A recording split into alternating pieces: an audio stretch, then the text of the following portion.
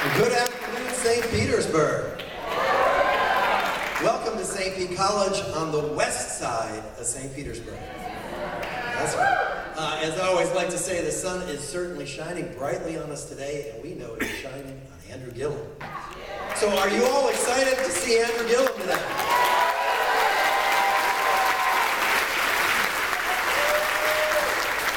So I'm excited too. I'm excited to support him, but I'm excited to know that we can elect a mayor as governor. And that excites me because mayors get things done. Now, Andrew's been in the Panhandle for the last week helping those folks who are recovering from the hurricane. And he's been working hard at recovery, but I also know that if we elect him governor, he's going to help us recover and the whole state recover from 20 years of failure.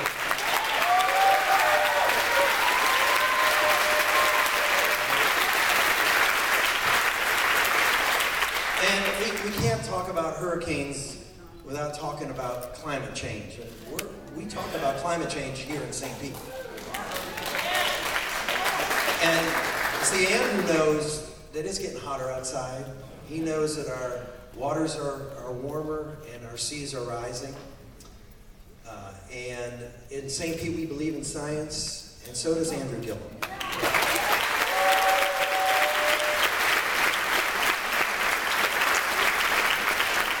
And he's also going to show us that you can be progressive and pro-growth. Yes, you can. And so, for the next hour or so, you all are going to have a chance to chat with Andrew about issues like our environment and what he's going to do to make Florida cleaner and greener, about education and health care, a lot of those issues that you all care so much about. So I am thrilled to welcome him here to St. Petersburg, and I am excited about having a governor, Andrew Gillum. Thank you all so much.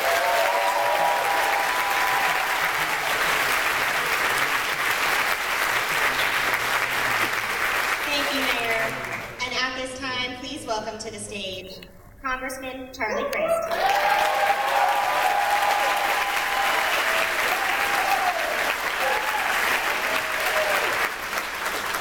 Good afternoon, St. Petersburg.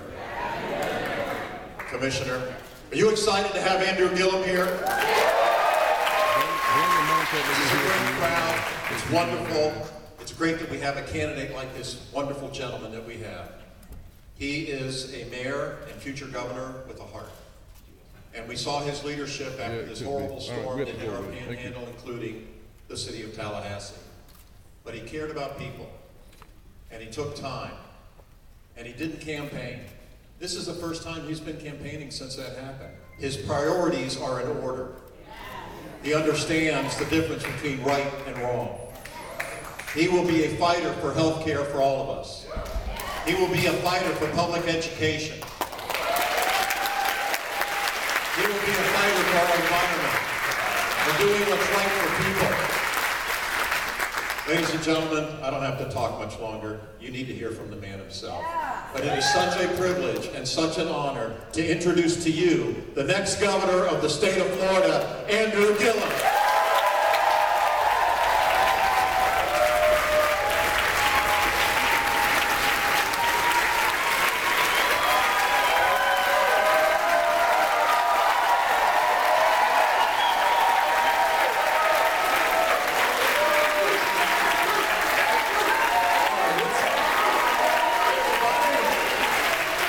What's going on, everybody? Please have a seat. Please have a seat. How's everybody doing? All right. Listen, I must be the only person with a job. It is noon.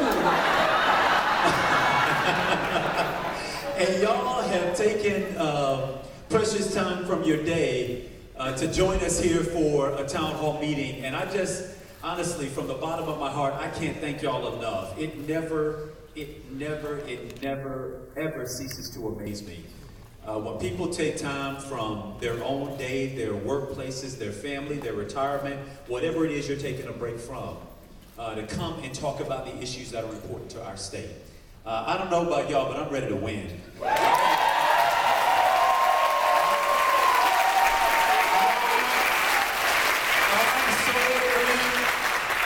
so ready to win, I don't know how to tolerate myself. But before we get there, we got a lot of work to do, y'all. We got 18 days to bring this thing home. And I believe that we're going to do it, but we got to do some work in order to make it happen. I want to thank my friend Mayor Rick Kreisman, my brother. I don't know where you are, Mayor. I want to thank our congressman, the former governor of the great state of Florida, Congressman Chris. Council Chairwoman Lisa Wheeler-Bowman, thank you for your support and for being here.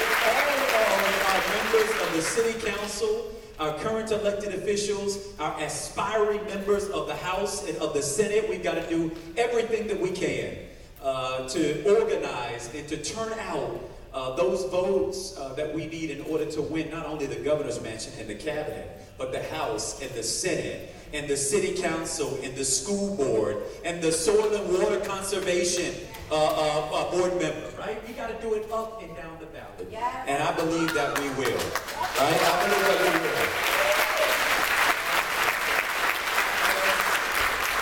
As many of you all have heard, I spent the last 11 days in preparation in my own community for what was a pretty vicious storm that whacked the Gulf Coast of our state.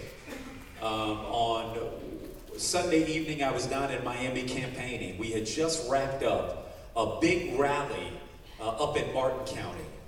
Now, Martin County is a pretty Republican part of this state, but I went there with Lauren Baer, and we took a tour of the rivers and then out into the ocean. And when we finished, we held a big rally about the environment and the need to deal with putting the word protection back in our Department of Environmental Protection here in the state. We did that.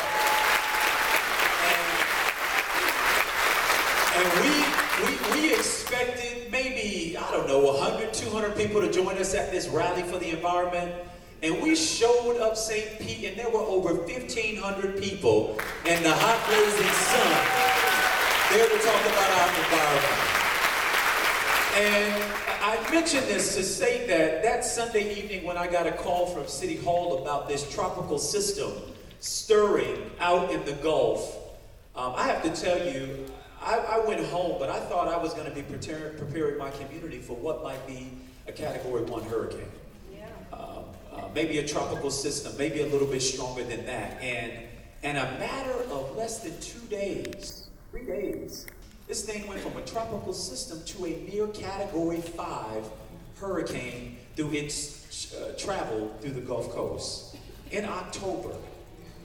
If anybody wants to disassociate a storm as powerful as Hurricane Michael was from the warming of our seas, of our oceans, we've got to stand up and say these things are connected. Yeah. Right? They are connected.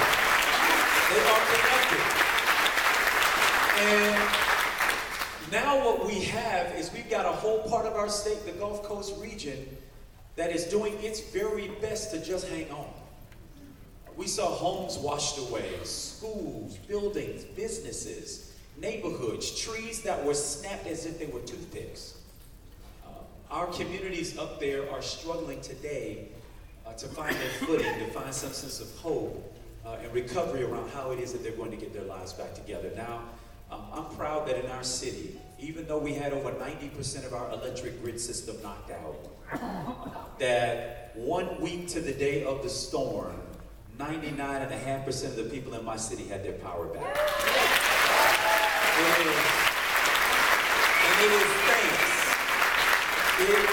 It is true thanks to the hardworking men and women, the first responders, the line workers, the support that we got from not just across the state of Florida, but from across the country. We had crews as far away as Nebraska coming in to help us. A shout out to Nebraska. You may be the only one, but we love you. But they came from near and they came from far, and it was for me such an important reminder that really we are in this thing. And while my opponent spent his time running negative commercials all across the northern panhandle, while people were running for their lives, trying to get helpful information as to how they could protect themselves and their families from harm's way. He was running not only a negative ad, but a lie on television. And these times don't conceal who we are, they reveal who we are. They reveal who we are. And my opponent made clear that when I went back to do my job as mayor of the city of Tallahassee, he decided to go to the gutter and to double down in the gutter. And I have to tell you this, as a Floridian, not as a Democrat, not as a candidate for governor, I expect that when our state is in harm's way, we will have a leader who stands up and says, put all of that to the side. This is about Floridians. This is about Florida. This is about how we move our state forward. So in my opinion, Mr. DeSantis failed the first test of leadership. Right? He ran immediately to the gutter instead of running to the aid of his fellow Floridians. And that's disappointing. To put it mildly, right? The good news is, y'all, is that the Gulf Coast region will come back, and it will come back better and stronger than ever. But the difficult news about that is that we're going to have to do everything that we can to be good neighbors, to be good friends, to be good Floridians to our fellow Floridians who may not know right now where the next meal is coming from, who are right now trying to figure out what school district they can put their kids in because you've got districts that cannot open, who are wondering how it is that they're going to piece back their economy after they have literally been washed away. And I want you to know that when I'm elected governor, I'm going to do everything I can to get them back on their feet, but to get everyday Floridians all over this state back on their feet, going stronger than ever. And with your help, we're going to get it done. We're going to get it done. So part of that, part of building a more resilient state means that you at least got to have a governor who believes in science. Right? That's one point. Right? None of this weird stuff about we can't say whether or not global warming is real because we're not scientists. Well, guess what? I'm not a doctor, but if I'm sick, I'm going to see one. Our planet is sick. Our planet is sick. Our environment is sick, and we've got to turn to science to help us out of it. And we're going to do that by leaning into the science and building a more resilient state in the face of this. And guess what the good news is? Not only will we save our environment, but we're going to build a green economy in the process.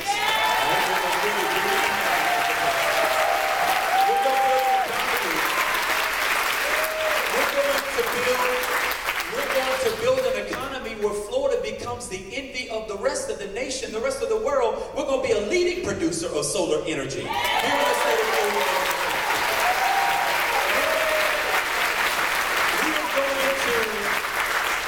We are going to become the capital of innovation and creation and entrepreneurship. We're the sunshine state. We ought to at least make it mean something. Right? We ought to at least make it mean something. And we're going to put people to work.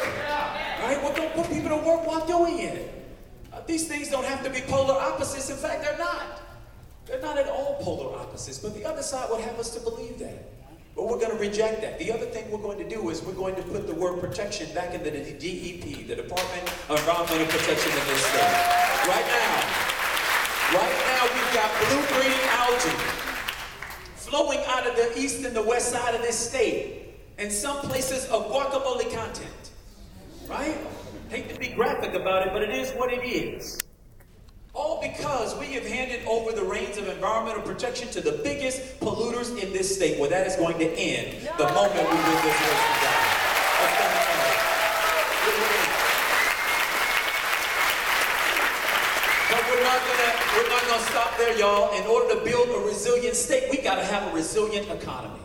Right? And when I talk about jobs, I'm talking about jobs that pay wages that are wages with dignity, where people can go to work.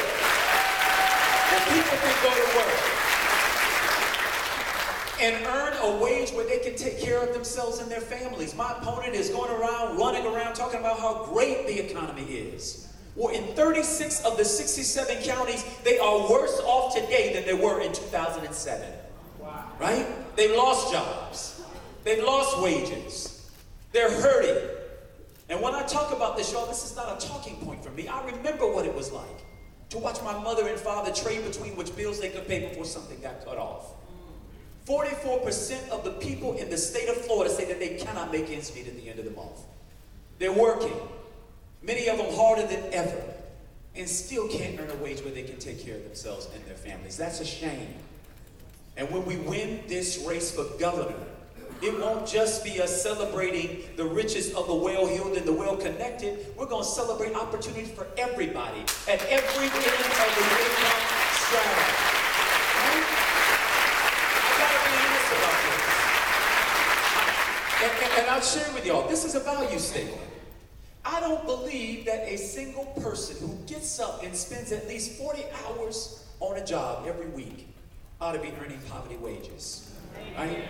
I don't believe it. Now listen, we may make different incomes based off of our talent, based off of our inheritance, based off of our own ingenuity and our ability to create, our ability to own jobs and create more jobs. We may earn different things. I'm not arguing against people being able to make whatever they want. And quite frankly, even with a $15 minimum wage, I don't know anybody who wants to earn a minimum. Everybody I know wants to earn enough where they can take care of themselves and their families and maybe take a vacation one weekend out of a year, and that shouldn't be too much to ask in the state of Florida. Right? And so we've got to talk about our values here. We've got to talk about our values. It is my values that lead me to the conclusion that we got to expand Medicaid for over 800,000 of the most medically needed people in our state. Our values.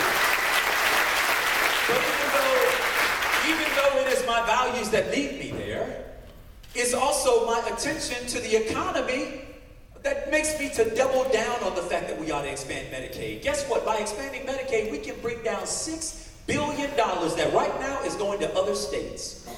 Because the state of Florida philosophically disagrees with the ACA. Right? Where is that acceptable?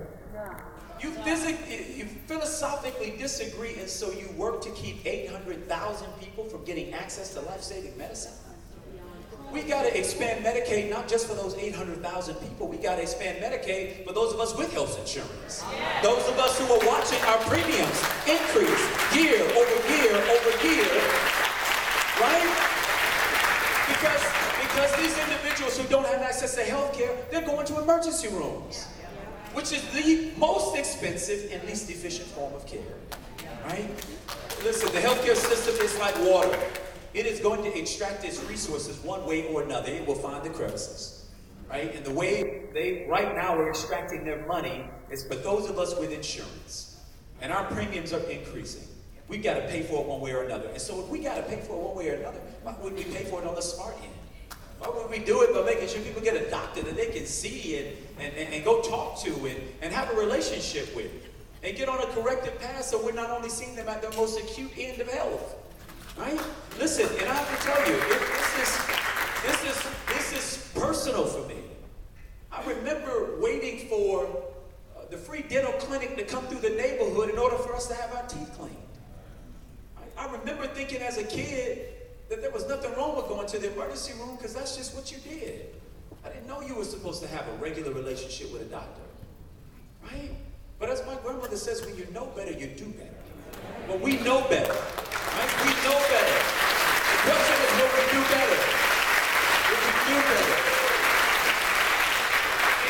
It is smart for our economy, but it is also consistent with our value set to make sure that people get access to health care. We got nurses, nurse practitioners, home care workers. We got shortages in all those areas in the state, right? So we could grow our economy by at the same time growing people's access.